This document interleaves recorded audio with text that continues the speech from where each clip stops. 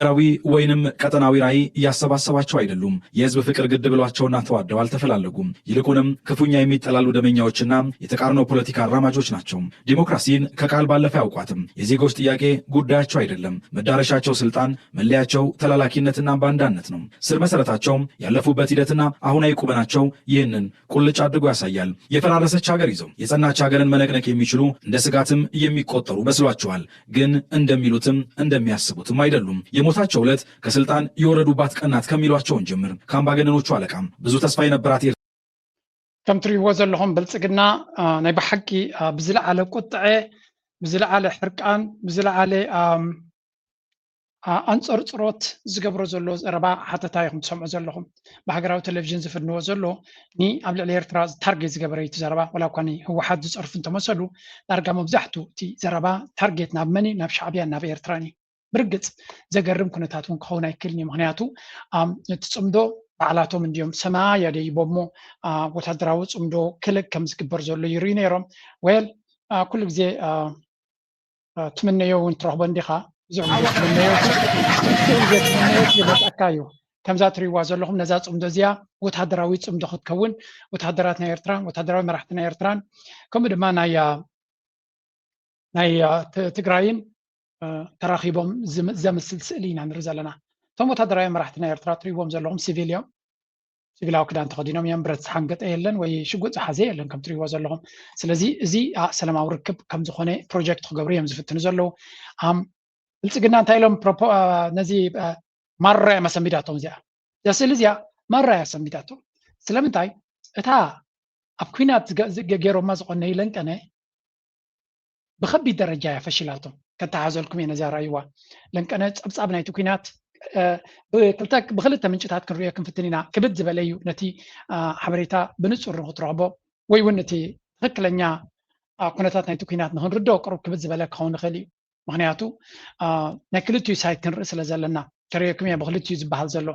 መጀመርያ በቲ ናይ ድምፂ ወያነ ዝብልዎ ዘለዎ ንስማዕ ካብ መንግስቲ ትግራይ ዝተወሃበ መብርሂ ጆኖሳይዳዊ ውልቀ መላኺ ስርዓት ብልጽግና ብዕለት 25 ሓምለ 2018 ዓመተ ምህረት ካብ ወጋሕታ ጀሚሩ ኣብ ምዕራብ ትግራይ ብኣንፈት ሸረሪና ኣብ ልዕሊ ሰራዊት ትግራይ ቁሉዕ ውግእ ከም ዝኸፈተ ይፍለጥ ኣብቲ ውግእ ህፁፅ ሓይልታት ደገፍ ተባሂሉ ዝፅዋዕ ብመሐመድ ሓምዳን ዳጓሎ ሄሚቲ ዝምራሕ ዕጡቕ ሓይሊ ሱዳንን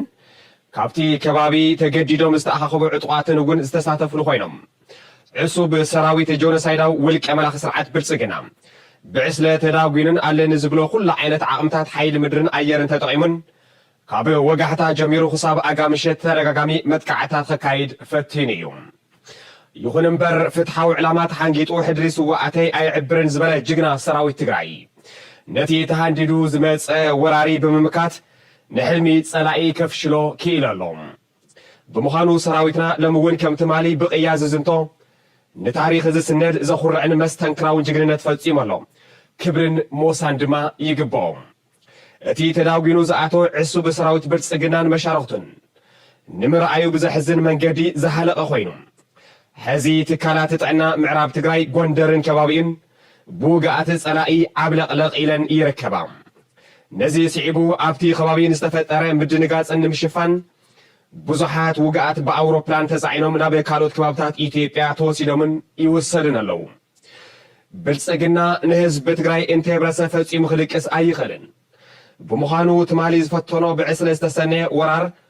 ኣብ ዝኾነ እዋን ብዝኾነ ኣንፈት ክቕፅለሉ ከም ዝኾነ ከጠራጥር ኣይኽእልን ህዝቢ ትግራይ ድማ ህልውን እንድሕንነቱን ሉዓላውነቱን መሰል ዓርሰ ውሳኑን ናይ ምውሓስ ሕጋውን ተፈጥሮኣውን መሰል ኣለዎ ስለዚ ኣብ መንጎ ምብራስን ምህላውን ኣብ ዝካየድ ግጥም ዓወት ናይ መን ምዃኑ ዓለማዊ ተመክሮ ኾነ ናይ ባዕልና ታሪክ ህያው ምስክር እዩ ክብርን መጎስን ንጀጋኑ ስዋዓትና እዚኣ ትሪእዋ ዘለኹም ጉዳይ ብክልተ ሰለስተ ካል ምንጭታት እውን ከርእየኩም ክፍትን እየ ዳርጋ ዛብዙን ስምዑ ውዕሎ ግንባር ምዕራብ ትግራይ ሸረሪና 25 ሓምለ 2018 ዓመት ዕሱብ ወታደራዊ ዓብዪ ኣሕመድ ኣብ ልዕሊ ኣሃዱታት ምዕራብ ትግራይ ጅግንነት ሕላገትን ዓርሞሸሽ ኣሃዱታት ምዕራብ ግንባር ናብ ሙሉእ ፀረ መጥቃዕቲ ተሰጋጊረን ኣብ ልዕሊ ጸላኢ ከቢድ ዕንወት ኣውሪደን ኣለዋ أبزو جز تصادفا قجل عطوات حيلتات أبي أحمد بجنرال برهانو بك ألز مرح معراب الزي زبعتك كذا استسيما عطو حيلي ملشان بوليسن بوندر أبسلاي زوردنا يسبن وتهدر أو نبرة كيسارة مروخ حيل سب 307 حادن انتخون 360 شدشتن وتهدر أو أبي أحمد شوعات بوليس 30 شوعات ملشا 60 حادن عطوات زبعتك كذا زموتو دما شحن 309 شوعتن انتخونو 943 وتهدرات أبي أحمد 130 كلتن عطوات زبعتك كذا 213 ملشا غوندر شعان زي صبصب حدا فيتو كاب كله تمساسلنت كل واديو فللي تلو بعلكم تشيك ناخذ قبروا الى زواكم زلو بزح من نرات مسألة أي تمزيعو بزح حاتيو تماريهم بزح حاتيو تزموت وصل وبزحيو بس قاصل النبرت بأمبولانس ترينا يخلط أمبولانس سلعي برهانو بكلا يزمو حبايزو إزز برهانو لفتاجر برهانو بكلا ناي تولد أوروموت ناي بيت منكسنا ريبابليكان عزازنا برهانو بكلا نسوزيو كنت أمبولانس تقاتل هو 3 أورات تقاتل هو حادو زوي ساعة 3 تقاتل هو استقطم لا باترون تقطم زوي ساعة 3 مدافع زغوت تراكترات تقاتل نو ዝተማረኸ ንብረቶም ሓደ ኣምቡላንስ ተማሪኽዎም ኣሎ ተማሪኽ ኣሎ ሓደ ናይ ማይ መጓዓዓዚት ኦራል ናይ ማይ ኦራል እያ ተማሪኻተላ ሓደ ዝዑ 13 ፀዓነ ኦራል ተማሪኽዎም ኣሎ ክልተ ድሽቃ ዝተገጠመለን ፓትሮላት ተማሪኻን ኣለዋ ሓደ ተተኳሲ ፀዓነ ኦራል ተማሪኽ ኣሎ ክልተ መዳፍዕ ዝጎታ ትራክተር ወይ መሽፈልቶ ተማሪኻን ኣለዋ ሓደ ሞርታር 182 ሚሊ ሜትር ዝበሃል 3 ድሽቃ ተማሪኽ ኣሎ 13 ብሬን 903 كلاش تماري كله 9 وتهدراو راديو تماري كله ركز زبالو تتكوستن وتهدراو نبات زراعي تمنزي له اب ያው ሕጂ እዚያ ነገር እዚያ ማስተፈሉላ ህወሓት ወግዓዊ መግለፂ ንኢንተርናሽናል ሚድያ ዘውፅኦ ሓደ ፅሑፍ ከርየኩም እየ እዚ ፅሑፍ እዚ ሚድያ ናይ ሱዳን እውን ብቐጥታ ሼር ክገብሮ ይርኢ ኣለኹ እንታይ ዝብል ኣብዚ እንድሕሪኹሞ ኣብቲ ቀዳማይ ገፅናቱ ኣብዚ ኩናት እዚ RSF ዕጡቃት ምልሻ ናይ RSF بجنرال حمدان دقالو زمرح أبزي قدايزي مستي نايبل تسقنا حيلي تساتيفو كم زنبري يخصص زربازي جازيا قداسي زربايا مقنياتو اتنرو يزلنا عودو كينات كلتيو مرجنا قبري يخيط كم زلو كلتيو تكوينات انا تحوسي يخيط كم زلو كنقمت نخل من تاي يحوسالو ندحري لكم دما well because at the end of the day زون كلتا جنبارات زتعاهز نقر ونسلو زلو لابنت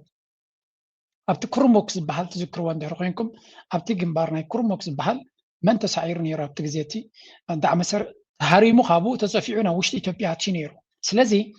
أبتي وشت إثيوبيا معسكرات كم زلوا بعالم درجات رجاجز أنا قرب يبزوانزي إذا معسكرات الزجن كم يركا نبي إثيوبيا تجيم كاخت ملصق تغل من البعض أبسبب نايتا كروموكس بحال زلوا بوتات رالي كونه نبولو دوب مسير ترازلو كسب إير ترازلو تدوب أب كله جنبارات مسد تخفت هذا سراويت ناي سودان كابتي معراب كردفان زغبرو زلو منقصاص اب كردفان اب سمين ديو اب دبوب ديو اب كل زغبرو زلو ጽቡቕ ዝኾነ ድፊት ይገብር ስለ ዘሎ ሓይሊ ናቱ ናብዚ ነገር ንከንቀሳቐስ ክትገብሮ ትኽእል ኢኻ ካብ እንድሓር ድማ እቲ ፅምዶ ዝበሃል ክንምንታይ ሓይሊ ከም ዘለዎ እንታይ ዓይነት ድልውነት ኣለዎ እንታይ ዓይነት ቴክኖሎጂ ኣለዎ እንታይ ዓይነት ብቅዓት ኣለዎ ክመዝን እውን ይደሊ ነይሩ ይትብልፅግና ባይ ዘ ወይ ሰራዊት ናይ ኢትዮጵያ በታ ኣነ ዝረኽቦ ዘለኹ ሓበሬታ ንመጀመርያ ብድሮን ከም ዝተሃረመ እዩ ዝንገር ዘሎ ሰማዩ የኛ መሬቱ የኛ ይብሉ ነይሮም ቀደም ሰማይ ናይ ኢትዮጵያ ዝትንክፈ የለን ፃፃው ናይ ተሓለ ዕፉ ናይ ተበረሉ ናብ ዘይፍቃድና ገለሎም ዝጃሃሩ ዝነበሩ ሰራዊት ናቶም ብድሮናት ከም ዝተሃረመ እዩ ዝንገር ዘሎ ካበይ መፅአን ተን ድሮናት ብሕጂን ክፍለጣ ይግዳስ ብብዝሒ ድሮናት እውን ይማረኽ ከም ዘሎ ዋላታ ኣርሚ 7 ዝበሃል ኣብዚ ኩናት ናይ ደባዚንዲ ዋላ እዚ ናይ ኩርሙክ ዝበሃል ኣብኡ ተሳቲፎም ነይሮም እዮም ዝበሃሉ ድሮናት ኣብኡ ከም ዝማረኹን ከም ዝሓዙን FPV ዝበሃል ንኣሽቱ ድሮናት ከም ዝማረኹ ቪድዮ ምፅልኩም ነይረ ኣብዚ ዓመሰሪ ክንምንታይ ስዕረት የጋጥሞ ከም ዘሎ ክልቲኡ ኩናት ድማ ብሓደ ክተሓዝ ዝኽእል ምዃኑ ከረይኩም ሰራዊት ናይ ሱዳን ኣብዘን ዝሓለፋ 24 ሰዓት ወላ 48 ሰዓታት ማሪኸዮ ኢሉ ዝረኸቦ ኣፅዋር ከረይኩም ከባቢ 300 ton of weapons revealed that the scale of UAE support for the genocidal RSF militia in North Kordofan ኣብ ሰሜን ናይ ኮርዶፋን 300 ቶን ዝኸውን ኣፅዋር ናይ دعم سريع كم زحازيو زنقر زلو زي أزوار زي دعم سريع كم إمارات كم زمطون بإمارات كم استدقوا ملون حجز كم زرهبون يم زنقر زلو زي دما يجف أسواري زي نزي حزوهم هلاون دما حقازي. The enormous military stockpiles discovered by the Sudanese armed staff military and allied forces following the liberation of several areas in North Kordofan reveal the scale of military, financial, and logistical support. بزحي أسوارن عينة أسواراتن بسراوي السودان مشاركتهم كبدع مسارع بسمين كردفان زقبر و نتدرجة وطبعوي فاينانساوي كم لوجستيكاوي دقاف ندع مسارع بإمارات زقبروا لزولو زقول له يبللو زدما بزا حاجز زي تدفيو كالوت وتحدرات ناقبركا نهزبي زبرس زولون زطف زولون كابزيز بقاس يوم زولو زلو زربات رايكي مسلوكم نقرات ما بجبتا سنيم يوم زمتو وزلو جبت دما قداسي ري وزا سوارزي كابتي زرحبو بعض زلو سواراتي زي درونات زي كاسيلو تحتي أبعدو كينات كمتحدر زي كتقع زغلي لذي أزي بزح درونات تكنولوجي ويون ودعات دي كوينن ون نوجد الواد زخنا نقرات يوم زرحبو زلو سراوي السودان دما نزي عين التكنولوجي زي تمكرو حنيس زلي يبزوان زي نبعلو ببزحي ولا كواكن دعم مسارع انت ليكونه بزحي درونات يحس كم زلو يوم زنقر زلو سلازي ازي تريبو زلوهم اصوارات دما مرأيا نايتي دعم مسارع زقط مزلو سعرتن ودقتن يو ازي ودقت ازي دما مستي سراويت نايت تግራይ አንጸባሪقዎ ዘሎ ዓወት ዝበሃል ዘሎ ንብልጽግና ድማ ሓደ ነገር በርሂልሎ ምናልባት እቲ ጽምዶ ዝበሃል ሽማዊ ተሓዲድ ከይኮነ ይተርፍን እምበር ፍሉይ ውፅኢት ከምፅእ ዝኽእል ኣይኮነን ገለ ዝብል ግምታት ነይርዎ እዩ ወል ኣብታ ቀዳመይቲ ዝገበራ ዓውደ ኩናት ሓፋስ ወሲዱ ከም ዘሎ እዩ ዝንገር ዘሎ እዚኣ ድማ በዚያ ጠጠው ክብል ኣይኮነን ግን ተዋሳኣይ ብኣብዪ ኣሕመድ እንታይ ገይሩ እስከ ብልሕና ትረእይዎ ብልሒ ተባሂሉለይ ኣይ ተሸጢሩለይ እዚ 7 ዓመታት በተከታታይ ሳናቋርጥ ክረምቱን በሙሉ ዛፍ በመትከል ኢትዮጵያን ለማልበስ የኢትዮጵያን መሰረት ለመጣል መላ ኢትዮጵያ ሕዝብ ከፍተኛ ጥረት ሲያደርግ መቆየቱ ይታወቃል። የዚህ ጥረት ዋና ምኞት ጠበቅ ሲል የሚገነባ ማንኛውም ጉዳይ ውስጥ እንዲዘ እንደሚሆን ወለን ዛሬም በሚቀጥሉት ናይ ብሓቂ ተዋሳኣይ ሰብ እዩ እዚ ተዋስኦ እዚ ግን ዋላ እኳ ማራ ሕሱርን መስሓቅን ተዋስኦ እንትኾነ በይኑ ዝደረሳ ተዋስኦ ግን ኣይትመስለንን እዚኣ ምክንያቱ ከቢድ ኩናት ፈኒው እንታይ ገይሩ እስከ ፒአር ንኽረክብ ሚድያታት ናቱ ብዓብዪ እንታይ ግብሮ ኢልዎም ኣብ ጉዳይ ናይ ምልማዕ ናይ ኣታኽልቲ ናይ ሕርሻ ገረብ ኣብ ምትካል ኣተኪሮም ከም ዘለው እቶም ናይ መንግስቲ ምንጭታት ታይም ዝገብሩ ዘለው ንሱ ኢልካ እቲ ፎሬን ሚኒስተር ገለ ሓለፍቲ ኣብ ኣግራብ 800 ሚልዮን ገረብ ክንተክል ኢና ዶ ገለ ዶ ኢሉ ዓብዪ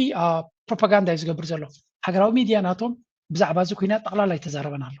ኣብዲኹምሎም ነታ ዘረባ كعبت أيز فتن زلوا هو حد ما نتهاجوف تفتي رازلا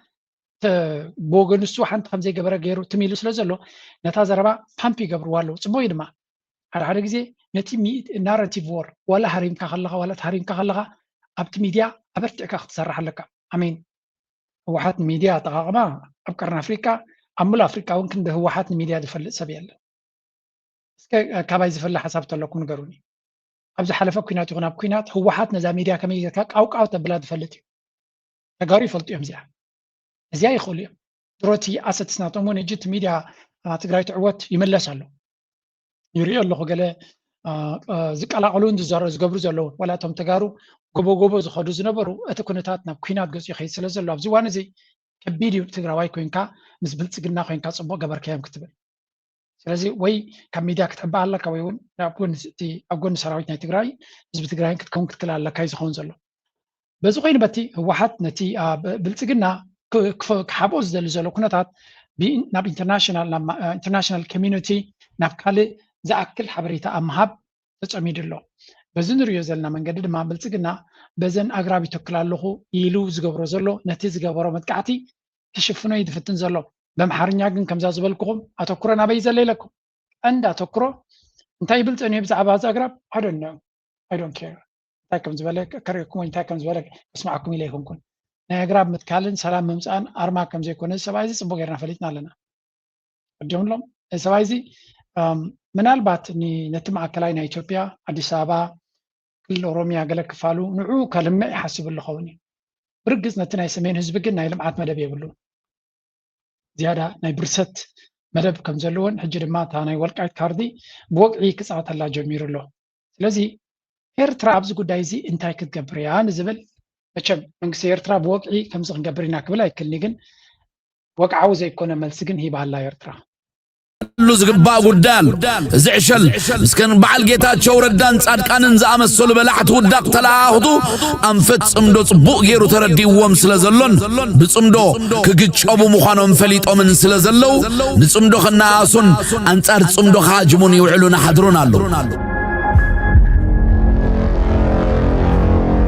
ስለዚህ እዚ ብልጽግና ዝግበር አንጻር ጽምዶ ዘንቀደ ፕሮፓጋንዳ ብንቕሓት መኪትና ነቶም ዝግበር ምትሕጋዝ ብግቡእ ዘይተረድእዎ ዘለው ከነርድእ ናይ ኩላትና ሓላፍነት ዕላማና አንጻርናን ኩሉ ከም ዝፈልጦ ምግባር ከድልየና እዩ ጸላእትና እዞም ትማል ተማሪኾም ተሳዒሮም ዝነበሩውን ኣብ ታሪኾም ተገይሩ ብዘይፈልጥ ማዕርግ ፊልድ ማርሻል ዶ ጀነራል ዶ ክብሉ ዘይሓፈሩ ንሕና ሓቅን ዓወትን ሒዝና ኣፍ ልብና ዘይነፍሓሉ ኩሉ ክበሃል ዝግብኦ ዘይንብሎ مغنيات يلن إذا أقول تعبيت هيكونن أنا أنت تمكح بتحكيان شبوطن عوتاتنا تاريخنا نزمكح مكحن فرقان كن محجي تقراي داق ماينا بعصوان كبان غيتاتو إرترا زدل دقف كم تقبر الله نجيرانير إذا حجتري وصل لهم كونتات مبار نزل رقاقز كن محجون تقارو نقل سبات كتنكحو لهم حبيرانير إذن قالن شبوط حبريتات زيخبن كلهو بدحري انتا عينة عاقم خمزلون تصريرو خرائكم قدني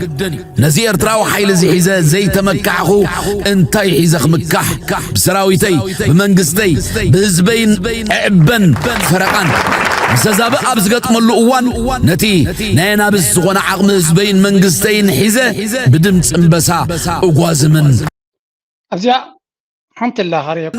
حجن كساب ملؤ سلام زغونلنا حيال تعر زدليو قدري صبين نازلو زوبا ملؤ خنا دحين تحتيتنا لنا بغمغا كننقساقسينا مقدنا دما حفاش ينكح يودب يعتق زبل نقعات زبطات زوبانان معباي بزتودب مقدي غزي خي وصلنا بكل عقمنا خنصعرو لي يقبا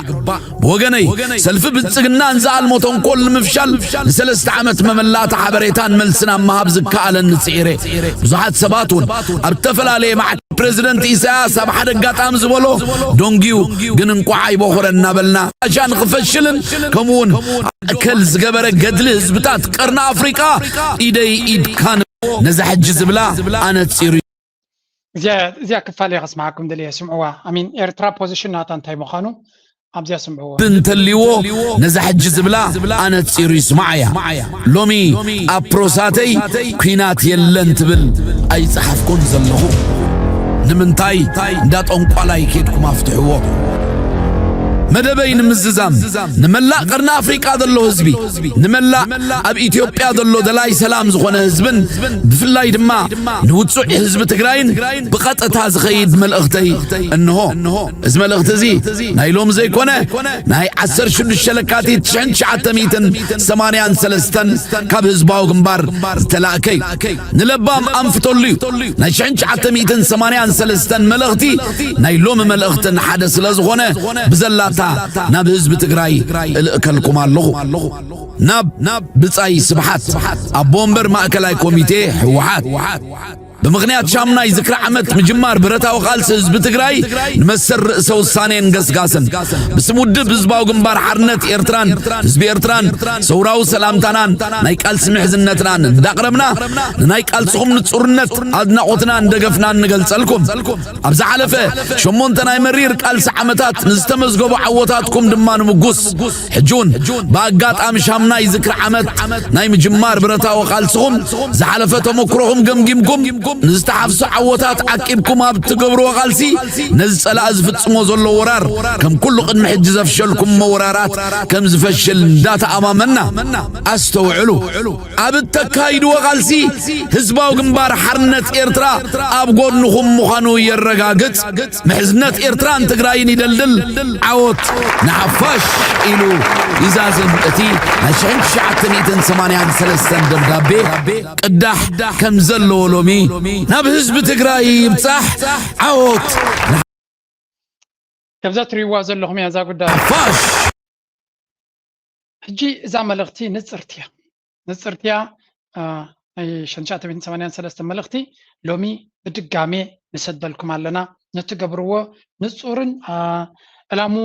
زنصر قالسي መንግስቲ ኤርትራ ኣብ ጎንኩም ከም ዘሎ እዩ ዝነግሮም ዘሎ ስለዚ ብልጽግና ግምታት ኣይከድልዮን እዩ ድሕረጂ this is very clear ምናልባት እቲ ጽምዶ ክሳዕ ክንዱ ዕምቆ ዘለዎ ድዩ የብሉ እናበለን ጎምሸትን ኣብ ፍልስፍና እንዲሁ ኣጢቁ ነይሩ well now we have the answer Mr. ብልጽግና you have the answer now they're telling you very clearly ታ ጉዳይ እዚኣ ንስኻ ንጎምሸትን ክትወራዘየላን ከተጓጥያን ዲኻ ጸኒሕካ now it is very clear እዛ ጉዳይ ካበይ ናበይ ትኸይድ ከም ዘላ ጽብቕቲ ኮይና ብርያቱልላ ማለት እዩ ስለዚ መንግስቲ ኤርትራ ህያው ኣብነት ድማ በዛ ንሪኣ ዘለና ሓዳሽ ደረጃ ናይ ጽምዶ ድማ ትክክል ምስታ ኩነታት ኣገጣጢምካ ዝተገበረ ጉዳይ እውን ስለ ዝኾነ ብልጽግና ውሑድ ኣይፈከርካን ውሑድ ሓፍኮፍ ኣይበልካን ውሑድ ልኡላውነት ናይ ኤርትራ ክደፍርያ ይበልካን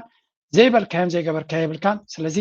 እታ ክትገብራ ትደሊ ዝነበርካ ወይ እውን ክገብርያ ኢልካ ንጎምሸት እንትጀሃረላ ዝነበርካ ስሬኻ ርኤና ያ ሕጂ ስሬኻ ርኢ ኣብ ኩነታትካ ድማ ሕጂ ክርአ ምክንያቱ ውሑድ ኣይፈከርካን ውሑድ በሮቕሮቕ ጠራዕራዕ ኣይበልካን ነዚ ሶሻል ሚድያ ውሑድ ኣይበፅበፅካዮ ነገር ክትከርር ከላ ሻዕብያ እንታይ ክገብር ከም ዝኽእል ጽቡቕ ገይሮም ፈልጥዎ እዮም ኣብታ ግዜ ሕሰብ ሻዕብያ ሓይልናቱ ኩሎም እዮም ዝምስክሩሉ ነይሮም ሓደ ካብቶም ዘብሎሚ ዝኸውን ዘይከውን ዛረብ ዘሎ ብዛዕባ ሻዕብያ ቀደም ዝበሎ ስምዕዎ لب يسلط الفرصة وتدرجات እንኳን ወያኔ አሜሪካ የማይደፍረው በሌላ መንገድም ተሸንፈናል عسمتنا ተነባሮ የነበረን ዓላማ ፈርማሽኑ ተወዳሃር ይኾነ በሌላ መንገድም ስለዚህ በሐፈሻ ኩላቶም ይፈልጡ ነይሮም እዮም ኤርትራ አይኮነን ህወሓት እዮም ዝብሉ ነይሮም አይኮነን ብልጽግና አሜሪካውን አይትቆሎንያ ይብሉ ነይሮም ባዕሎም ስለዚህ አብይ አህመድ አግራም ምትካል we know fake ጌርካ ከተሽቀ እንዲኻ ትፍትን ነርካ ከምታ ጀማምራኻ እንተ ተቆጽሎ ግን ጽቡቕ ነይሩ ምክንያቱ ነዛ ኩናት እዚያ ብዘይ ቃል ዓለም የዝብለኩም ከም ኣብ ዝደለያ የለን ኣታ ንዓበጃኻ ሰላም ሃቦ ዝዞባ ንዓበስ ማንበል ንዓ ተረጋጋ ናሽቱ ዓበይቲ ገለ ፕሬዚደንት ኢሳያስ 2-3 ጊዜ ወፂኡ ንዓ ግደፍ ገደፍ እዚ ኩናት እዚያ የድልየናን እዩ ንዓ ግደፍ ንዕና ንኩናት انت مزينا خنقطمينا ግን ንኩናት ኢልና ንዳለወሉን ኩነታት የብልና ስለዚ ዓዱ ዓሉ ክንግዚም ተባሂሉ ኣይሰምዐን ኢሉ ምብላይ ኣነ በቃ በኩናት ጥራይ ነዛ ጉዳይ እዚያ ክገብራ ዝኽእል ኩሉ ኣጽዋር ድማ ኣለኒ ንኤርትራ 2-3 ጊዜ ክበል ዓኸል ከምዚ ክገብራ ክለ ከምዚ ክንገብርና 30 ዓመት ኣይክወዘልናን እዩ ባሕር ክወዘልና እዩ ገለ ጌርና ኢና ከምዚ ክንገብርና ልኡላውነት ናይዛ ሃገር ምን ይብ ወይ ንፈልጥን ኢና ዘይተባህለ ዘረባ የለን ሕጂ ስሬኻ ኣርጥራያታ ጉዳይ ኣብዚያ ጉዳይ እዚያ ኻ ኣጸጊዖም እዮም ዘሎ ኢለኩም ጉዳይ ናይ ኣሜሪካ ኣብ very critical ዝኾነ ደረጃ ናይ ኩናት እያ ዘላ ስለዚ it's up to you my friend እጂ ትገብሮ ኩነታት ኣብ ነፍስኻ በዓልኻ ኢኻ ትፈልጦ እታ ጉዳይ እዚያ ንዓኻ እያ ትምልከት እዮም ዝብልዎ ዘለዉ ስለምንታይ እቲ ሻዕብያ ይኹን ሱዳን ይኹን ህወሓት ታርጌት ገይሮሞ ዘለዉ ናይቲ ዞባና ኩነታት መከታሓዘልኩም ከመይ ገይሮም ኣጸጊዖም ኣብ ዓለም ዘየላትሉ ጊዜ የመጽኦም ዘለዉ ትፈልጡ ዘለኩም this strategy is very sophisticated ምናልባት እቲ መድረኽ እውን ዕድላት ፈጢሩ ኸውን እዩ handbat ምስ ዝተተሓሓዘ ሕጂ handbat ዳሓስቦ ይብልኒ ግን እቲ ግምታት ኣብ ግምት ኢኻ ክንሪኦ ክንክል ኣለና መጀመርያ ናይ ሰሜን ገጽና ብሰሜንና ዘሎ ኩነታት ማንሪ Now, the immediate economic damage will depend on how effective the Houthi blockade becomes. Houthi missiles, drones and rockets are unlikely to halt all Saudi maritime traffic. Their longer-range weapons can theoretically reach Yanbu, ships in the northern Red Sea, and even areas closer to the Suez Canal. But attacks at those distances are less accurate, and so the group is likely to concentrate its operations around the Bab el-Mandeb, where vessels pass closer to their territory. Some risk-averse shipping companies will avoid the strait altogether, but others, those willing to chance it, will continue operating through it, particularly if the financial rewards justify the danger. ከምዚያ ትሪእዋ ዘለኹም ሑቲ ነዛ ከባቢ እዚኣ ከመይ ገይሩ ክልኩታ ከም ዝኽእልን እቲ ዘሎ ተኽእሎታት ድማ ክሳዕ ክንደይ ወላ እኳ እቲ ምፍርራሕ ናይ ሑቲ ክሳብ ኣብቲ ወደባት ናይ ያንቡዕ ዝበሃል ዘሎ ክሳብ ኣብኡ በቲ ድማ እንዳ ውቅያኖስን ክሓርም ዝኽእል ምዃኑ እንተነገረ ቀንዲ እቲ ክግበር ዝኽእል ዝብልዎ ዘለዉ ግን ነዛ ባቤል መንደብ ጨቢጡ ክሕዛ ይኽእል እዩ ኣብዚ ከባቢ ድማ ንኩሉ ዝሓለፈት መርከብ ምህራም ኣይኮነን ዘድልዮ እንታይ ደኣ ን2-3 ተሓሪሙ ኦሬዲ ቅድሚ ሕጂ ገይሩ እዩ እቲ بريميوم انشورانس بريميوم زبال نسماي زتقص سلازي زخونه مركب بزك خيد انشورانس كافريج يركبني ويون اتواغا زي سلاز خبر نتروحو منقد خدوه يمرص مالتي زي مالد ما بزحات مراخب درونت منقد خغت فين effectively بزحات حجرات بزح وان بزح بوتات دما حدغا كفتر زغديو نزي كنتات زي سعوديا انتي كتقبر تخل እጅግ ብዙሕ ነገር እዩ ዝዝረብ ዘሎ ወይ ብዙሕ ሓሳባት ይመጻሉ እዮም ዝብሉ ዘለው ሓደ ካብኡ ዝብልዎ ዘለው ስዑድያ ክገብሮ ትኽእል ዲፕሎማስያዊ መንገዲ ምፍታን እዩ ኣብ ልዕሊ ሕውቲ ዘለዎም ኩነታት ክቕይሩ ኣለዎም እገዳታት ኣብ ልዕሊኦም ጌራቶ ዘላ እንተሎ ክትፈትሕ ክትክእል ኣለዋ ሪስታርት ኔጎሲዬሽንስ ዝርርብ ከም ብሓድሽ ክትጅምር ክትክእል ኣለዋ ካልእ ድማ ምሳቶም ሲ ዲፕሎማሲ ከተካይድ ክትክእል ኣለዋ እምበር ካልእ ፅቡቕ ዝኾነ መዋፅኦ ክኸውን ዝኽእል መንገዲ የለን እዮም ዝብሉ ዘለው in the meantime ግን مسحوت مزراب ترى يكون كال coalition تقوم كم زلاون ينقر نتي زوباتي كو حسلي يخلي زبالته شركة نتات جبر الله بحاله حد article دما لأن كان وتي له article زحات social media شر جبر ولو أبحد business insider دي جل زبلي وتي تي article جلك أدحنا توز جبروا جن كريكم أبزي so كل تعينات coalition ساقي مالا ني وشمت حرموز زخون كوليشن نقيح بحر زخون وني لا يزبحل ابو ابتنايك بحر زبلو وزلو من الله ايجيبت السودان جيبوتي اريتريا صوماليا ان join Saudi led Red Sea لذي ارترا تركبهم جبتي السودان ان جيبوتي كم دما صوماليا ابت قداي نقال في ايدن زملكات دما قال في ايدن ني قيح بحرن قال في ايدن زملكات مالتي Saudi Arabia is assembling a new multinational maritime defense coalition below Zaha bringing together 8 Red Sea and Gulf of Aden states including Egypt, Sudan, Djibouti, Eritrea and Somalia as regional tensions زي حدش ነገር አይኮነ እዚ ካብ ቀደም ዝነበረ Red Sea alliance ዝባሃል ነይሩ so there was nothing new ኣብዚ حدش ነገር ንሕጂ ዘቆምዎ ነገር የለን ኣብዚ ጉዳይ እዚ ግን ኤርትራ ብዝሓለፈ ተሪፋ ነይራ نيرترا اكسكلوز جبر حبريتات يوصي نيرو حج كم دري زلنا جن ابزي حدش حبريتات زلو ايرترا ابتي كوليشن كم زلا يزنقر زلو ازيوم حجرات جن نيك اي بحر كانوا عسين عيلهم فولي وتحضروا مكساسكو جبريم زبلا يرانا بحفشا سعوديا تقدم زنبر ريتسي كوليشنز بال نعويا انفورس كجبرنتي ماريتايم نتينا بحري تاني محلاهم تعرقين زينين كجبر اوز خلا زبليو ان نرزلنا The proposed alliance comprised Jordan, Yemen, and 5 African states, with the Saudi Defense Ministry saying it aims to strengthen coordination among the countries bordering the Red Sea and protect international maritime corridors. Ji abzi ziblo zallo among gozen hagarat abke bahar zallo coordination zirribn muwahadin kfatru hamzu khuli iznagr zallo. Intay blallo The coalition would cover the strategically vital Red Sea and Bab el-Mandeb Strait in the Gulf of Aden, a maritime corridor through which, as estimated 12%, 10% نقدر على منازل كساقص الليز بهذا كمون ندادين نكالي أقداس نقدر متننا كتب عالم زغنا مالتي. The initiative adds the African dimension to Saudi Arabia's broader effort to establish a new maritime security framework. إذا جي حدش هيكونن كم نريز لنا ولا كم حدش غير ينقرت له. It comes as a tax by Yemenis, Iran aligned Houthis and Ziti Gabriel Senati Houthis Gabrozolo, Abuyu Zigbarzolem Zuzolo, and the proposed arrangement builds on the Saudi announcement report above which the following Aji Abzia Kanradaza Lana Anaziada Wunkasfra Lazdeli Abzia was Yazala Hefti, Zena Gradient Ahiban, and Arhuti Wugha Kaidani Zul Irana. ولا قا ابتنز حلفا 3 معلت 4 معلت دزرب زنبره نكوينات نايمريتنا بحرن كتكاي سلازغونت مشارف تاكيب الله زبل زرباي نيرو ابتلي ساتي ارتراي نبرت ابز حجو وسيزو الحبريتا كن نقي بحري نت مسمر ناي نغدي نت سكيورتي نايتي مسمر نمحلاو تغبر زلا زدما كاب نوي حوان زصنحيو سعود عرب دما بامريكاون وكيل نقي بحر تباهليو نانيتو ممبر نزي ريجنال نايريت سكيورتي دما زلا علي قدامنت وهيبويو زبحال زنبري اذا زربا زاغن صبغ يركم حزوا حساب حجين ريوزلنا تقراجو حبريتين نرزلنا سعوديا ني امارات كتحر ني حوتي بوق كتحرميا زبل زنبر حبريتا الناس حتى لي خيدا للسعوديا نتي اب ايران كجبر زخل زنبر كوينا تايلكم تطوا ابلو زبلت حجر يعني رايلكم ابزيا اقدم ابيلنا تزاريبنا زنبرنا هنا نتي أب ناب إيران كجبر تحسيب زنبرة كبيد دبداب سعودية محمد بن سلمان دويلو تطوع بالله يلون يرويلنا زربازيا مس منتاي تتحاز ناب حوت زلو كنتات عبلوت يزلو وزي because إيران من قصاصات ناي سعودية كل زياتريو سعودية is a very important country أبزي سعودية ناب إمارات ناب إيران زجبر متقعتي تدفع الله دي زبال زلو تطوع كتبلت الله زمالت إيران تجبريا حوتي قبل على السعودية نزجبرو زخون ياخذ سجمات كتززن تطوع كتبلت خل هاجر كتكونيا الزد ما دي اسكاليشن نرزلنا نتزلو كنتات عم تهددا زخيا زلو قعزين نرزلنا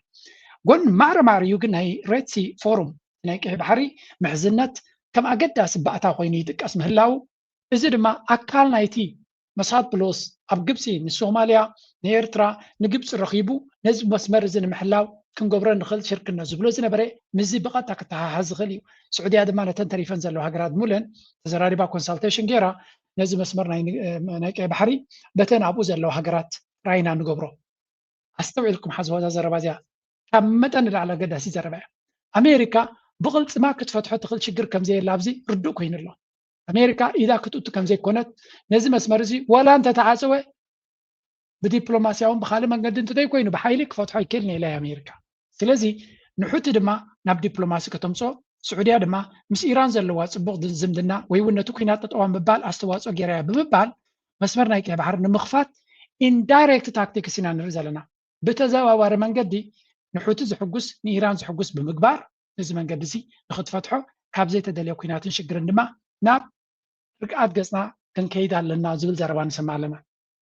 سلازي إذا قد دايزيا نحاد حيلي فتسي ما كتحقوس هيكونتن مجمريا نسرائيل كتحقوس هيكونتن كاب إسرائيل نلعلق زي حقوس مني إذا قد دايزيا إمارات زبال هاجر كحقوس هيكونن now let's see drop site بال كون وول ستريت جورنال ريفر جيرو زوصو حبريتا كريكم إذا دروب سايت بال بزح حقدس حبريتا زوصو يمكن زي ارتيكل زي وول ستريت جورنال وصي انيرا انتي بلالو the UAE lobbied President Trump to take more decisive action the Wall Street Journal reports citing senior Gulf officials while Saudi Arabia and other Gulf states urged the US president to cancel planned strikes on Iran and pursue negotiations over the weekend. Emirati officials argued that the Islamic Revolutionary Guard Corps IRGC would not compromise unless Washington escalated took control of the Strait of Hormuz and potentially considered ground operation, the report says. ስለዚህ ኣብዚኣ ዝቐነየት ኩነታት ስዑድ ዓረብ ኩነታት ብሰላማዊ መንገዲ በጃኻ ኣይትተሃራርም ኣብ ኩናት ኣይትቱ ካልእ ፀገም ኣይተምፃልና እጃኻ ንምዝራብ ዕድል ሃቦ ኢሎም ክልምኑ ከለዉ ናይ ኢማራት ኦፊሻልስ ግን ኣጆኻ ዶናልድ ትራምፕ በሎም ነቲ ወሽመጥ ሕርሙዝ ብሓይሊ ሓዞ እቶም ናይ ኢራን IRGC بحيل امبر بدي زررب زسمع يكونوا سلازي بلهم تخيل كوالا ناي أجار كينات ونفنو بمبال نزو كينات زي يدلي يبون يرب سلازي زربازيا بول ستريت جورنال وسيالا كم دي مثلني إمارات حصوت يخبليو مغنياتو كل جزية كم دعنا زرباكوس أيدا ليونيم كلتا شتارا يزي إمارات سلمتا كوس أيدا ليوت حبريتا نا أمريكان إسرائيل إنهم حقواس يحيرهم قنتا يكبليهم سوشيال ميديا unfounded زي حصوت يوك إلى ملايلهم دماء عن مس إيران صبغ زمدنا خمسة لون كانوا ممثال ويقول نتكون تات حسوت كم زخنة قبليه زيا تا لتا من قد تسعة تا جيم يعملوه كمون جوردان زين بحرين دونا يقولها أمريكا حرمي لم ينام ما خمسة نبرو يزن كرزلو سلزي زي كنا تات زي نكلت ينزن هجرات خليج أبتفل عليه position كم زلوا يز قبرن زلوا بزوج زي ما نريو زلنا كنا تات زي بزوج من قدين نريو زلنا كينات نخي كتل تتجاجامي دو أبلو in fact ورارنا دونالد ترامب دو زبلت حجريا زبلواون سكريهم لذي سعودية أبزع جزية دونالد ترامب كينات نخي جبر أما أو أبجد كم زنبرة زفلت كوينو بقمت على إمارات تكوينات كغتلن كحيلن التدلي حجر مغانا تتجاجامي سمعنا مالتي لذي انتينا نرزق لنا اتنا يرتسي فورم زبحال زلو حبي ترى زلو قداي كون بزمل كعد ما كان ريق لنا إرترا أبزون زنا سمين كنتات بعلا قداس نزل لوي كون. Now let's go back to this map again. أبزيا قداي زيا انتايلنا نيرنا لنكني إرترا سلسته active wars زلون زوباتات كبيبة مالو بغيح باري حوتي مس سعودية زقبرو زلو مس أمريكا زقبرو زلو كل كنتات قبر ملتناتو دمان تاي كون خل إرترا دما ዳይናሚክ ዝኾነ ወይ እውን በቲ ሓደ ኣብቲ ዘይደለ ጉዳይ ኣይተረቁሓትን ኤርትራ ስለ ዘይደለየ ድዩ ደይመደ ኢሎም ደም ከምኡ ገይሮሞ ብዘይገድስ ኣብዚ ሕጂ ድማ ኣብ ምርግጋእን ኣብ ዲፕሎማስን ኣብ ዝግበር ዘሎ ጉዳይ ድማ ኣካል ናይቲ ቀይሕ ባሕሪ ፎረም ዝበሃል ሕቲ ይኹን ዝኾነ ይኹን ሓይሉ እውን ክፀልኦ ዘይክእል ቀይሕ ባሕሪ ነፍሲ ወከፍ ተናብኡ ዘለዎ ሃገራት ንውሕስነት ናቱ ከውሕሳ ኣለዎን ክበሃል ከሎ ዲፎልት ስቴትስ እዩ ሕጂ እውን ከምኡ እዩ ዘሎ እቲ ባሕሪ ኤርትራ ብወገና እተን ካልኦት ድማ በብወገነን ይገብራ ኣለዋ እየ ስለዚ እሱ እቲ ዘላቒ መፍትሒ ከምፅእ ዝኽእል ይብሉ ኣለዉ ስዑድያ ድማ ኣብቲ ዘላቒ ክኸውን ዝኽእል ነገር ትምለስ ስለ ዘላ ፅቡቕ ነገር እዩ ስለዚ እቲ ጉዳይ ናይዚ ካብኡ ናብኡ ካብቲ ዝቐነዮ ቁሩብ ንታሕቲ ዝወረደ ይመስል ናው ነዚኣ ምስ ምንታይ ከነተሓሓዛ ኢና ነዚ ብሰሜን ዘሎ ኣረጋጊእካ ብምዕራብ ናይ ሱዳን ዘሎ ጉዳይ ድማ ሱዳን ሰራዊት ሱዳን ሞመንትም ዝለዓለ ናይ ድፍኢትን ሞራልን ፍናንን ረኺቡ ኣብ ዘፍዓሉ ዘሎ መን ተሪፉሉ ሓደ ብልፅግና ዝበሃል ተሪፉሉ ስለዚ ብልፅግና ዝበሃል ኣፀጋ ዓቢልካ ትበሃል ኣብዚኣ ትመፅእ ጉዳይ ካልእ ኩሉ ኢራን ኢማራት ዝበሃል ሓሳብ ልቢ ይሰመረሉን ኣሎ ስለዚ ኢራን ብኸመይ ግብረ መልሲ ክህቡ ይኽእሉ ምስቲ ኩነታት ንግዜ ዝግደፍ እዩ ግን ኢማራት ሙሉ ብምሉእ ዘላቒ መፍትሒ ረኺቦም ኣለዉ ክበሃል ይክእሉን እዮም ኣብ ከምዚ ጉዳይ ድማ ብልፅግና ዝገብሮ ዘሎ ፈተና ዳርጋ ንበይኑ ኮይኑ ሓደ ከቢድ ብድሆ ክገጥሞ ከም ዝኽእል ኢና ንርኢ ዘለና ኩሉ እዚ ንሪኦ ዘለና ድማ ኮኦርዲኔት ዝኾነ ምንቅስቃሳት ኢና ንርኢ ዘለና ናይ ብሓቂ ደሰንብት ብዙሕ ነገራት ኣለዎ ግን ኮይኑ ተሪፉ ድማ እቲ ጉዳይ እቲ ብልፅግና ፈፂሙ ከስፍረና ከም ዘይክእል ኮይኑ ይዕንድር ስለ ዘሎ ሓንቲ ሓፋስ ከምዚኣ ሕጂ ንሪኣ ዘለና ጉዳይ ክትከውን ኣይትፅላእን እያ ሓቂ ንምዝራብ ስለዚ እዚ ኩሉ ንሪኦ ዘለና እስከ ብዛዕባ ህልው ኩነታት ናይቲ ዝበሃል ዘሎ ብክልተ መንገዲ ክንርኢ ኢና ሓደ በዚያ እስከ ክንጅምር እንታይ ማለት እዩ እዚ ኩነታት እዚ ፅምዶ ከንታይ ተራ ክፃወት ይኽእል ኣብዚ ኩነታት ዘለናዮ ክልተ ነገራት ክንርኢ ኢና ኣብዚ ሕጂ መን እዩ ከታ ስትራቴጂ እዚኣ መን እዩ ውፅእዋ መን እዩ ሓንፂፅዋ ንሕልኩም እዞም ትሪእዎም ዘለኹም ብፍላይ ከዓ እቶም ናትና ዘለውዎ እንብርሃን ጁላቶም ምሩኻት እውን ናይ ቀደም ዝዝክርዎ ብደርጊ ግዜ ዝነበረ ናይ ደርጊ ምሩኻት ናይ ደርጊ ኣባላት ሰራዊት ስለ ዝነበሩ ተመክሮኦም ንሱ ስለ ዝኾነ እቶም ናትና እውን ዝተዓዘብዎ ኸውን እዩ ዝበልዎ ነገር ንሳቶም ሓንፀፅቲ ሕዚ ሰራዊት ወዲኦምዎ ሰራዊት ኢትዮጵያ ነቶም ናይ ተከዘ ዘብዒ ዝበሃሉ ቅድሚት ኣቅዲሙ ኣሰሊፉ ንባዕሉ ብድሕሪት ኮይኑ እናኸውከበ እዩ ኣትዩ ኩሎም ግን ካፍታ ንላዕላይ ሰማይ መኻድ የምለጡን ተወዲኦም ሕዚ ምድንጋፅ ተፈጢሩ ሕዚ ብሌን ምግባር ተፈጢሩ ሕዚ ነንባዕልኻ ምንቋር ተፈጢሩ መን እዩ ከመይ ኢሉ ይኸውን ክኢሉ በበይ ከመይ እዚ ትንፈልጦ እዩ ኩሉ ኣበ እዮም ነይሮም ዝበሃል ነገር ኣበ እዮም ተቐቢሮም ነይሮም ኣብ ምንታይ እዮም ፈሊሖም መፅዮም ወል ሶሪ ከይድኩም እዚኣ ከምዚኣ ትሪእዋ ዘለኹም እያ እስከዚያ ስምዕዋ እዚ ፅምዶ ኩነታት ናይ ፅምዶ እንታይ ክኸውን ይኽእል ጉዳይ ዝረአልካዮ ንድሕሪ ዝምለስ ኣሰላልፋ የለን ምክንያቱ ህዝብታት በብህልውንኦም እዮም ናብ ሓደ መፅኦም ዘለዉ ኤርትራ ፀዊዖም እዮም ናብዚ ኢንጌጅመንት እዚ ኣምፅኦማ ንልዕላውነት ናይ ኤርትራ ኣፍልጦ ክልኦም ናይ ውግእ ስነኣእምሮ ኣብ ልዕሊ ኤርትራውያን ኣውጆም ሕዚ ከዓ ብተግባር ኤርትራ ቀይሕ ባሕሪ ገለ ዝብል ኣብ ሕገ መንግስቲ ኣካል ክኸውን ብዕሊ ንምይጥ ከፍቶም ኢሎም ሪኦም ኣለዉ ሕዚ ስለዚ ኤርትራ ፀዊዖም ዘምፅዋ ኣሎም እያ ትግራይ ብውዕል ፕሪቶርያ ክምለስ ይኽእል እዩ ኢላ ንዘረአየቶ ድልውነት ሽዑ ጥራሕ ዘይኮነ 3 ዓመትን ብዙሕ መስዋዕቲ እናኸፈለት ንዘረአየቶ ናይ ሰላም ድልውነት ተበሊፆም እንደገና ካሊእ ፕሮጀክት ከዋልድሉ ገይሮም ስለ ዝገበሩ እዩ ትግራይ ህዝቡ ናይ ህልውና ሓደጋ ኣለንላ ትገጥም ዘላ ናይ ባዕላ ኣጀንዳ ኣለዋ ተለኣኽ ገዛእ ብዛዕዝሩ ብሽሞም ፅውዕና ግደፉ ኣምሓራ ከም ህዝቢ ክጠፍእ ዘግብር ፕሮጀክት ሒዙ ስለ ዝመፅኦ ስርዓት ኣብዪ ኣሕመድ ብጣዕሚ ሓደገኛ ተስፋሕፋሒ ተቕሊሉ ከጥፍኦ ዝኽእል ፕሮጀክት ሒዙ ስለ ዝመፅእ ዝገጥም ዘሎ ሱዳን ባዕሎም ከይዶም ስለ ዝተኮስላ እያ ስለዞም ህዝብታት እዚኣቶም በኋላ ተይተናወሱ ኢሎም በብናይ ባዕሎም መንገዲ እናተኮሱ ናብኡ ክኸዱ ክኽእል እዮም ምን ዋንቲ ፈጥሮ እየ ዝነገርካ ዘሎ በብናይ ባዕሎም መንገዲ ግን ከምኡ ጎሮ ይባል ሓይሎምን ማለት ዘለዎም ሰብኣውን ንዋታውን ዓቕሚ ኣጓዲሎም ከቕበልዎም ኢለ ኣነ ዝኣምን ኣብዚ ምንም ስኽፍክፍ ዝብለኒ ነገር የለን ግን ከአሕማድ ርእሲ ስለ ዝኾኖም ከመይ ዝመሰለ እምን ገርዕና ጣውኡ ነቲ ጽምዶ ክዘርጉ ከም ዝደልዩ ከዓ ክንርኢ ንኽእልና ንኣብነት ናይ ፈትለ ናይ ዝሓለፈ ብዙሓት መልሲዮም ልዮም ግን ፈትለስ ቃል ብቓል እንታይ ኢላ ናይ ኢትዮጵያ ሰላልፋ ከም ተቐይረ ኣብይ ኣሕመድ ብዞ ዘለዎ ፀረ ህዝብነት ኣብ ኢትዮጵያ ምስ ኣብይ ኣሕመድ ዝዋግኡ ሓይልታት ገብ ዝተፈጠሩ ኣብ ሰሜን ሸዋ ፀረ ኣብይ ኣሕመድ ዝዋጋእ ሓይሊ ከም ዘሎ ስለዚ ንሕና እውን ከውዝና ሒዝና ህዝቢ ትግራይ ከዓ ዘይተመለሰ ሕቶ ስለ ዘለዎ ኣንጻር ኣብይ ኣሕመድ ዝግበር ቃልሲ ኣብ በይንና ከም ዘይኮነ ሓይልታት ከም ዘለዉ ኣቕሚጣ ስለዚ ኣብኡ ዝተመስሪቱ ሕቶታት ተላዒሉ ክኸውን ይኽእል ከመይ ትማሕዝነት ገለ ዝብል ኣብኡ ዝሃወቱ መልሲ እውን ልከን ኣብ ኩሎም ነጥብታት ዘይክስማዕማዕ ንኽእል ኢና ቀፂልና ንፈትሓናዮም ዝኽእል ነገር ክህሉ እዩ ብምይጥ ሕዚ ግን ኣብ ናይ ሓባር ናይ ህልውና ሓደጋ ዝኾነ ኣብይ ኣሕመድ ተስማዕሚና ክንሰርሕ ኢና እዚ ትኽክል ድሓር እዚኣ ወሲዶም ምስ ፋኖ ክዋግኡ እዮም ምስ ግዛዕ ክዋግኡ እዮም ኣነ እንታይ ዝብል ኣጀንዳ እውን ክሊርተን ንገብር ፅቡቅ መስለካ ምስ ፋኖ ፅባሕ ንዋጋእ ኣይንዋጋእን ግዜ ዝምልሶ እዩ ምስ ኤርትራ ክንበኣስ ንኽእል ግዜ ዝምልሶ እዩ ሕዚ ግን ምስትይስ ወሎ ደው ኢልና ሃሊና ተስክንዋጋእ ተሰለማዊ ዘተ ክንገብር ሎማ ዓንቲ ዕድሜና ዝሕፅር ጨፍጫፊ ፋሽሽታዊ ኣብይ ኣሕመድ ዝበሃል ኣሎ ስለዚ ፅባሕ ክፍጠር ንዝኽእል ነገር ሰጊአ ሎማ ዓንቲ ከጥፈአኒ ንዝኽእል ሓይሊ ኣይፅበን ኤግዛክትሊ እታ ዘረባስታ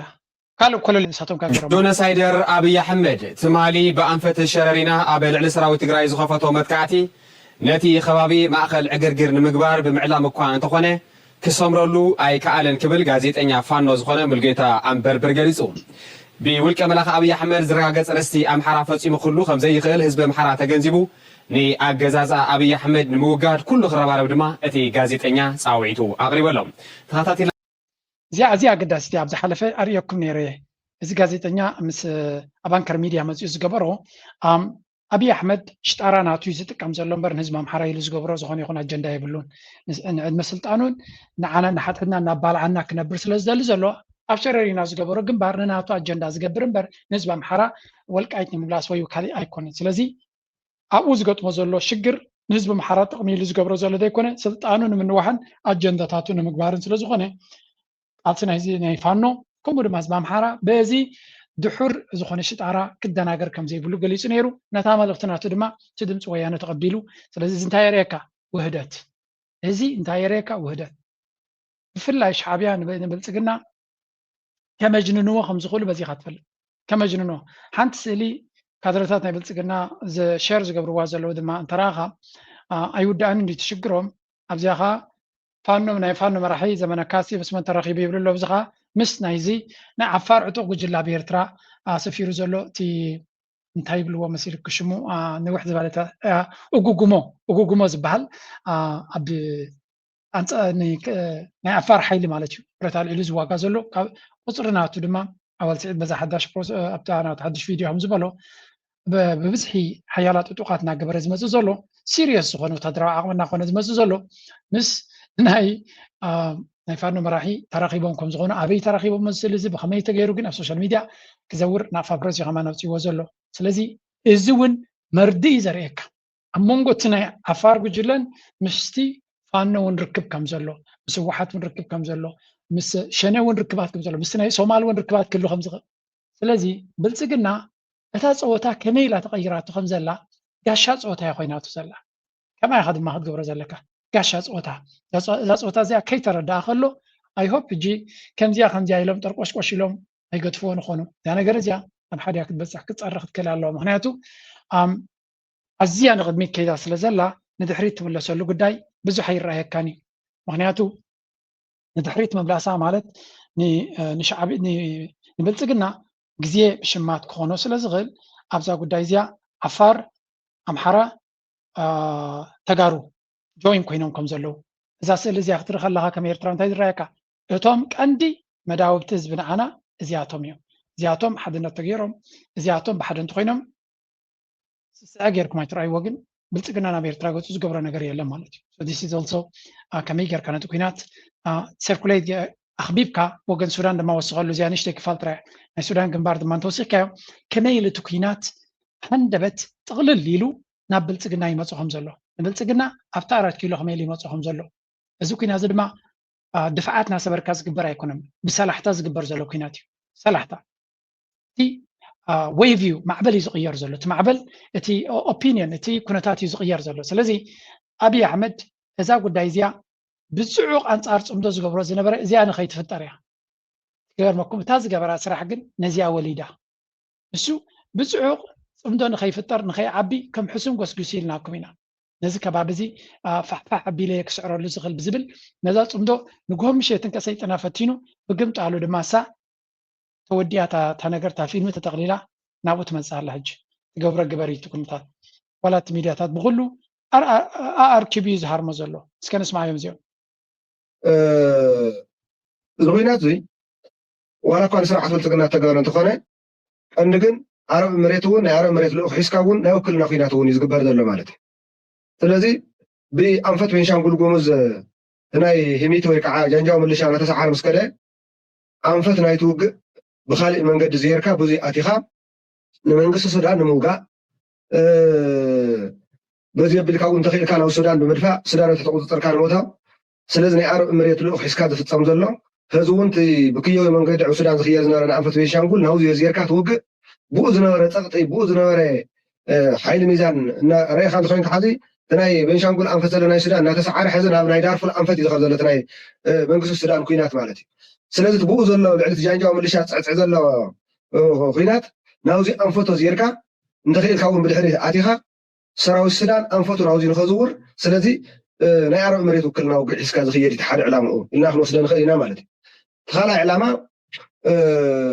كم تتفلتو ندخل لنا مغلقاتو انت زي كاينون كن فانن حوحاتن كانت حيلتات مختن تدريبا مبلع عليك وتحوي يخول يمزوله ذل سقات شررينا تقاطات إيريلكا مورال سراويتو المهنات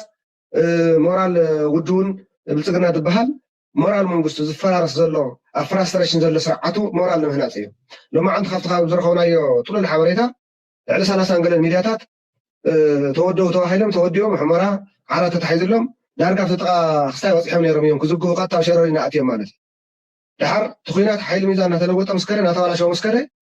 تمرسوا تواحيلهم كحذف تهوتي الاستين ما يزوح مرة مني مالتي دحر كل موزينا قطع انتهي معبالة خلي خزل تتسفانا بالسقنا قنا يتسنقل مالتي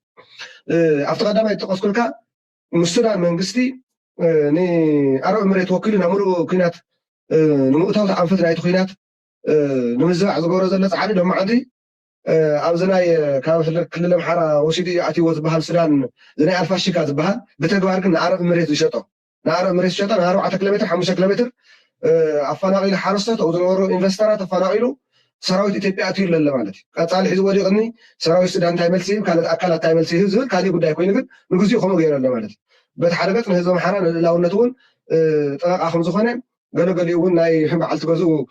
خبابن تولدني يزولون محبا الصحنو وصاحنا تخفلوا خانو تأمل نتون مرأي معراب بقى حلفة يقولكم إن أخذكم يزولون هذا محرة ماليس كانوا معشوا كل تيم استاتوا من المنوار وزخنة من قدي ألفاش قاون هذا ولا مالتي سلسلة حدا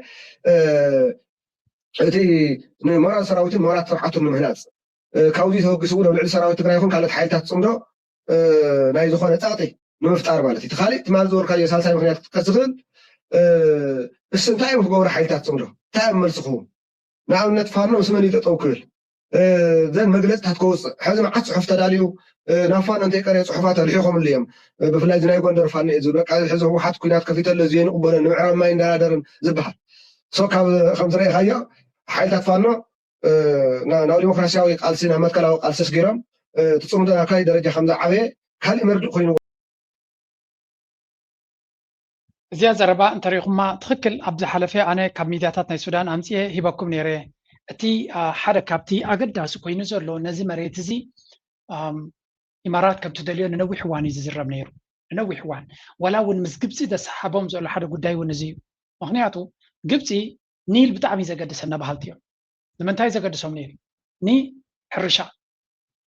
امارات دما ابزي كبابزي نزي لمع مريتنا السودان كتحزيات تدلي مجمريا كل هذا نجار زيا قدم يا عندي حسيباني راجل أبزاس اللي تمارسكا بزح مبرهي زباكا ኢማራት ዝበሃል ሃገር ትሪእዎ ኣለኹም ኣበይ ቦታ ኣሎ ኣዝዩ ንእሽተይ ሃገር ኣብ ኣዝዩ ሓደገኛ ቦታ ዘሎ እዩ ዝኾነ ይኹን ስትራቴጂካዊ መሕንቆ ድማ ዝቋፀረ ይብሉ ንኣብነት በታ ካርታታት እትሪእዎ ነርኩም ናብቲ ወሽመጥ ሕርሙዝ ክሳብ ላዕሊ ዝበፅሕ ነይሩ ዝኸውን ፅቡቅ እዩ እታ ጫፍ ናይ ወሽመጥ ሕርሙዝ ግን ዑማን እያ ትቋፀሮ ንእሽተይ ክፋል ናይ ዑማን ይታውቲ ቀንዲ ወሳኒ ቦታ ስለዚ ዝኾነ ስትራቴጂካሊ ሬሌቫንት ዝኾነ ቦታ ይብሉም ቁጠባ ናቱ ድማ ብቐሊሉ ክዓኑ ዝኽእል ቁጠባ እዩ ስለምንታይ ወሽመጥ ሕርሙዝ ተዓፂኻዮ እንታይ ክገብር ዝኽእል ተኣንኮ ዘላቶም ሓንቲ ወደብ ዘላቶም በዚ መን ትበሃል ፉጀራ ዝበሃል ወደብ ጥራይ ክኸውን ዝኽእል እቲ ካልእ ሜይንላንድ ዱባይ ኢልካ ወላ አቡዳቢ ኩላቶም ኣብ በቲ ሓደ ዝተዓፀው እዮም ንእሽተይ ሃገር ጥራይ ዘይኮነ ስትራቴጂካሊ ድማ vulnerability ናቱ ቁልዕነት ናቱ ዓብዩ ብፍላይ ኢራን ዝበሃልን ስዑድያ ዝበሃልን ክልተ ሞንስተርስ ዓበይቲ ሃገራት ኣብ ትሕቲ ምላው ስለዚ ብታሕቲ እውን ዑማን ብቐሊሉ ክደፍኦ ትኽእል ሓይሊ ይኮኑ ሰለስቲኦም ዓበይቲ ሓይልታት እዮም እዚኦም ስለዚ እንታይ ክገብር ነይሩ ካብዚ ቦታ እዚ ብሓይሊ ክገብሮ ዝኽእል ስለዘይብለይ ናብ ኣፍሪቃ ክኸይድ ኣለኒ ኣበይ ኣፍሪቃ ሱዳን ኢትዮጵያ ሶማልያ ስለዚ ኣብዚኣቶም ናይ ማዕድናት ናይ ሕርሻ መሬት ከምኡ ድማ ካልእ ፀጋታት ድሌቱ ክቋፀር ዓብይ ጂኦፖለቲካዊ ሬሌቫንስ ክህልዎ ብየመን ጌርካ እውን ነቲ ባብኤል መንደብ ክትቋፀረሉ ዝኽእል ብኤርትራ ጌርካ ብዓሰብ ጌርካ ባብኤል መንደብ ክትቋፀረሉ ዝኽእል እቲ ዝዓበየ ስእሊ ናይ ኢማራት ካብዚ ዝብገስ ነይሩ ጂኦግራፊካዊ ኣቀማምጣ ናቶም ብዙሕ ኣገዳስነት ዝፈጥር ስለዘይኮነ ንኤርትራ ብሓይሊ ጎቢጥካ እንተኾነ ብገንዘብ ዝደለካ ፀውዕ ዓሰብ ሽጣልና ተባሂሉ እዩ ኤርትራ ከምኡ ዝብል ሕቶ ከም ዝቐረበ ሰሚዐ ኣነ ዓሰብ ሽጣልና ተባሂሉ እዩ ዝደለካ ገንዘብ ፀውዕ ዓሰብ ግን ሽጣልና ተባሂሉ መንግስቲ ኤርትራ ተሓቲቱ እዩ ሓንቲ ካብተን ቀይሕ ካርዲ ንኸርእዩ ዝገበረቶም ሕቶ ክእሳ ከም ዝነበረት እውን ይንገር እዩ ሓቀኛ ኩነታት ምስ ግዜ ክመፅእ ካብቲ ኣተሓሳስባ ክትሪኦ ከለካ ግን እዚ ሕቶ እዚ ዘይትግምቶ ሕቶ ኣይኮነን ምክንያቱ ዓሰብ ኣሜሪካ ከም ትደልዮ ንፈልጥ ኢና ኢማራት ከም ትደልዮ ኤቭሪባዲ እዩ ዝደልዮና ዓሰብ ስለዚ ንመንግስቲ ኤርትራ ምስቲ ብገዳ ዝዳኸሞ ዝነበረ ይፈልጡ ነይሮም ከምኡ ክዳኸም ይደልይዎ ነይሮም እዮም ኣዝዩ ተፃቢብሉ ኩሉ ነገር ፋሕፋሕ ኢልዎ ኣብ ዘሎ ግዜ ኩነታት ኩሉ ርዮም ምስ ኢትዮጵያ ድማ ዝምድናታት ኩሉ ድሓን ዝኾነ ኣመሳሲሎም ዓሰብ ሽጠልና ተደይሸጥካልና ድማ ንሕና ክነልምዖ ንሕና ንቋፀሮ ገለ ግበረልና እቲ መንግስቲ ኤርትራ ግን ኣብ ከምዚታት ኣፀቢቑ ኣካይዳ ናይ ፀላይ ቀልጢፉ ከንብብ ስለ ዝኽእል ርዩ ካብ ኢማራት ብዙሕ ክረብሕ ዝኽእል ናኾነ ከሎ ኢንፋክት ክረብሕ ጥራይ ደይኮነስ ከም መንግስቲ ድማ ኢማራት ኣዝያ ኣገዳሲት እያ ነይራ ኣብቲ ግዜ ገዳ ልካ ከምዚ ኢራን ኣብ ግዜ ገዶም ብኢማራት ዱባይ ዝጥቀሙ ዝነበሩ ኤርትራ ድማ ከምኡ እያ ትጥቀም ነይራ ስለዚ ንኢማራት ምኽሳር ማለት ኣዝዩ ከቢድ እዩ ነይሩ እሱ እናሃለዎ ከሎ ግን ኣብ ልውላውነትካ ዝመፅእ ሓደጋ ኮይኑ ስለተሰምዖም ትኽክል ድማ ከምኡ ስለዝኾነ ንሕና ውዕልኩም ኣይንሕድስና ንብረትኩም ጠሪፍኩም ውፅኡ ኢሎሞ ስለዚ እዚ ጉዳይ እዚ ክሳዕ ክንደይ ሕልክላኽ ዝነበሮ መንገዲ ከም ዝነበረ ንምግንዛብ እዩ ስለዚ ሕጂ እውን እንተኾነ ኢማራት ዝዓበየ ክሳራ ዝዓበየ ውድቀት ዝዓበየ ስትራቴጂካዊ ስዕረት ብኢራን ጥራይ ዘይኮነ ዝመፆም ዘሎ ኣብ ቀርኒ ኣፍሪቃ እዩ ዝመፆም ዘሎ ኣብይ ኣሕመድ ድማ እቲ ቀንዲ ናይ መወዳእታ ድፋዕ ናቶም እዩ ኣብይ ኣሕመድ ናይ መወዳእታ ሕሜት ይኮነን ሕሜት ክሰዓር ዝኽእል ሓይሊ እዩ ኣብይ ኣሕመድ እዩ ዝዓበየ ምክንያቱ ዲፕሎማቲካል ፖለቲካል ሚሊተሪ ኩሉ ዓይነት ድርዒ ክፈጥረሎም ዝኽእል ስለዝኾነ ኣዲስ ኣበባ ተቆፃፂሩ ስለዘሎ ሕብረት ኣፍሪቃ ው ስለዘሎ ስለዚ ንኣዲስ ኣበባ ንኣብይ ኣሕመድ ምስዓር ማለት ንኢማራት ዳርጋ ናይ መወዳእታ እቲ ናይ መወዳእታ ስዕረቶም ኣበይ ክኸውን ዝኽእል እዚ ጉዳይ እዚ ድማ ናበይ ክቕፅል እዩ ዝቕፅል ብሓደ ክንሪኦ ኢና እቲ ናይ ፅምዶ ኣመፃፅኣ ካብዚ ዝብገስ ብዙሕ ነገር ድማ ክንሰምዕን ክንርኢ ንኽእል ኢና ናይ ብሓቂ I don't know man this is going to be extremely important times ኩናት እዚ ብኸመይ ጉዳዩ እንታይ ክኸውን መወዳቱ ናበይ ገፁ ይከብል ዝፈልጦ የብለይ እናተኸታተልኩ ካብቶም ነቲ ኩነታት ዝከታተሉ ዘለው ኢና ንበኩም ዘለና ግን ሓንቲ ነገር ዝርዳእካ ፅምዶ ዝበሃል ካብ መጀመርያ ክሳብ ሕጂ መፍትሒ ናይቲ ኩሉ ፀገም ከም ዝኾነ ጌርኩም ሰድዎ ኣብዚያ እውን ሓንቲ ክበኩም ዚያስነዋስ ጆኖሳይደር ኣብይ ኣሕመድ ትማሊ ብኣንፈት ሸረሪና ኣብ ልዕሊ ሰራዊት ትግራይ ዝኸፈቶ መጥቃዕቲ ነቲ ከባቢ ማእኸል ዕግርግር ንምግባር ብምዕላም እኳ እንተኾነ ክሰምረሉ ኣይከኣለን ክብል ጋዜጠኛ ፋኖ ዝኾነ ሙልጌታ ሶሪ እዚኣ ኣይኮነትን ደልየ ነይረ ብዛዕባ እዚ ናይ ፅምዶ ዝሃብዎ ዜና ከስማዓኩም ደርወዚስ ዋበይ ኣሎ ሶም ነቲ ፅምዶ ናይ ህዝቢ ኣብይ ኣሕመድ ንኻሊ ይብሎ ኣሎ ግን ጽምዶ ናይ ህዝቢ ምዃኑ እቲ ድምፂ ናይ ትግራይ ከማን መንጎ ህዝብታት ኤርትራን ትግራይን ተጀሚሩ ዘሎ ርክብ ህዝብን ህዝቢ ንምብራት ኣመራርሓን ክልቲኡ ህዝብታት ዝጀመርዎ ዘለዉ ሓድነት ናብ ዝዓለ ብራኽ ምስጋር ኣብ ዝተሳለጠ መድረኽ ዘተ እዩ በዚ ዕለት ኣብ ወረዳ ጉለመኸዳ ከባቢ ዝባን ሑፃ ዝተሳለጠ ርክብ ህዝብን ህዝቢ ተረኺቦም ዘረባ ዘስምዑ ዋና መሓዳሪ ወረዳ ጉለመኸዳ ኣይተ ሃፍቶም ባራኺ ከም ዝበልዎ ህዝብታት ኤርትራን ትግራይን ብታሪኽ ኣመፃፃ ባህልን መንነትን ሓደ ህዝቢ ከም ዝኾነ ብምግላጽ ኣብዚ ሕጂ ትሪእዎ ዘለኹም ሪፖርት ናይ ህዝቢ ነይሩ ግን ብልፅግና እንታይ ገይርዋ ተቐዳዲሙ ነታ ናይ ወታደራዊ ተተንብህ ስእሊ ነዚያ ጥራይ ሼር ብምግባር ወታደራት ላዕለዎት ኣዘዝቲ ወታደራት ናይ ኤርትራን ላዕለዎት ኣዘዝቲ ወታደራት ናይ ህወሓትን ተራኺቦም ብምባል ቫይራል ከም ትኸይዲ ገይርዋ ነዚያ ጥራይ ቆንጪሉ ተሓቀኛ ስእሊ ግን ናይ ህዝቢ ርክብ እዩ ነይሩ ተሓቀኛ ስእሊ ኣብዚ ነልኩም ኣፍኮርስ ቶም መራሕቲ ሰራዊት ኣይነበሩ ንብለኩም የለና ግን ብዓብዩ ናይ ህዝቢ ርክብን ናይ ህዝቢ ኣካል ናይ ትፅምዶ ዝግበር ዝነበረ ኩነታት ምዃኑ ኢና ንርኢ ዘለና ስለዚ again the war is እቲ ኩናት ብኩሉ ግንባራት እዩ ዝግበር ዘሎ ብኩሉ ግንባራት እዩ ዝግበር ዘሎ ልዑል ጥንቃቐ ዘድልዮ እዩ ከምታ ንብላ ዘለና ግን እዛ ጉዳይ እዚኣ ካብ ተጀመረት ክትውዳእ ጥራይ ዘለዋ እዛ ጉዳይ እዚኣ ካብ ተጀመረት ንቅድሚት ጥራይ ከይዳ መዛዘመ ክግበረላ ኣለዎ ባህላዊ there is no other way ነነዊሕ እዋን ሰብ ኣሻቒል እዩ ንክንደይ ሰብ ኣከላቢትሎ ዝብልፅግና ስለዚ ናይ ብሓቂ እዛ ጉዳይ እዚኣ ገለ መዕለቢ ክግበረላ ዝኽእለሉ መንገዲ ክፍጠር ክኽእል ኣለዎ ብርግፅ ተፈሪኻ ትብልፅግና ካልእ ሕማቕ ነገር ኣብ ልዕሊ ህዝቢ እውን ከይገብር ተፈሪኻ ግን ከምዚኣ ንሪኣ ዘለና እታ ኣካል ናይቲ ቀደም ዝግበር ዝነበረ ፅምዶ ኢና ንርኢ ዘለና ንፅምዶ ከፍርስ ኢሉ ይውግእ ኣዊጁ ፅምዶ ድማ ኣብ ሃየስት ለቨል ከምዛ ትሪእዎ ዘለዎም ዋሕዚ ህዝቢ ዘለዎ ከምዚኣ ኢሎም ተራኺቦም እዮም ዝበሃሉ ዘለዉ ዝበልካ እንተበልካ ዝቕየር ነገር የለን ይብልዎ ኣለዉ ኣይሆፕ እቲ ህዝቢ ዘላቒ ሰላምን ናይ ሓዋሩ ሰላምን ረኺቡ ነዚ ዘሎ ኩነታት ድማ ነዚ ሕጂ ኣጋጢሙ ዘሎ ብድሆታት ተሰጊሩ ናብ ፅቡቕ ሰላምን ናብ ምሉእ ዝኾነ ሰላም ክብፃሕ ተስፋ ንገብር ኩናት ወዲ ኩናት ኣመና ኣሰልቺና ስለ ዘሎ we are not interested ወይ ኩናት ንደልዮ ነገር የብልናን ስለዚ we all want peace ዝበልዎ ድማ ህዝብታት ኤርትራን ትግራይን ሓቢርካ ኣብ ክንዲ ምልማዕን ምስራሕን ዝኸሰርናዮም ዕድላት ዳግም ባይታ ክንህቦም ኣይግብአናን ምስ በሉ ሕዚ ኣብ መንጎ ክልቲኦም ህዝብታት ልምዓት እምበር ድምፂ ጥይት ክስማዕ የብሉን ኢሎም ኣለዉ ኣብቲ መድረኽ ክሳተፉ ዝረኸብናዮም ተጋሩን ኤርትራውያንን ኣብ ዝሃቡና ርእይቶ ድማ ካብ ኩናት ኪነሓፅር ይደርበ ግን ብኩናት ጥራይ ክነብር ዝደሊ ፀላኢ እንተለካ ድማ ሓደ ግዜ ከይፈተኻ ተኣትዎ ኩናት እውን ከም ዘሎ ህዝቢ ኤርትራ ይኹን እዚ ከባቢ ወላ ሓንቲ ዝስዕቶ ነገር የብሉን ኣይሆፕ እቲ ኩናትን ስቃይን ኣይናዋሕ ንኸውን ኣብ ሓፂር ግዜ ሰላምን ርግኣትን ናብቲ ዞባ ክመፅእ ተወሳኺ ደማዊ ኩናትን ህልቂት ዘስዕብ ኩናትን ንኸየጋጥም ድማ ሪሊ ሰላም ኢና ንምነ ሰላም ቀልጢፉ ክመፀና ኢና ንደሊ ኮይኑ ተሪፉ ግን ብትምኒትካ ጥራይ ዝግበር ነገር የለን ብድልየትካን ብትምኒትካን ጥራይ ዝመፅእ ስለዘየለ ነዲ ኩሉ ኩነታት ድልውነትካ ኣገዳሲ እዩ ስለዚ ተስፋ ንገብር እቶም ነዚ ኩነታት ዝመርሑ ዘለዉ ናብ ዘላቒ መፍትሒ ክወስድዎ ነዚ ህዝቢ ሰላምን ርግኣትን ክመፅእ ብልፅግና ድማ ኣብ ናይ ሓዋሩ ግብኣተ መሬቱ ኣትዩ ድዩ ወይስ ኣደኖ ዘየዳግም መልእኽቲ ወሲዱ ካብዚ ዘለዎ ዕንደራ ክወፅእ ተስፋ ንገብር ናይ ሎማ ርእሲ ኣብዚ ጉዳይ ላይክ እናገበርኩም ሰፖርት እናገበርኩም ፅምዶ ንቅድሚት ፅምዶ ናይ ሰላም ኮይኑና ናይ ዘላቒ መፍትሒ ከምፃልና ንምነ ታንክ ዩ ቨሪ ማች ተረሲዑ ልብታትና ፍቕሪ ወሲዑ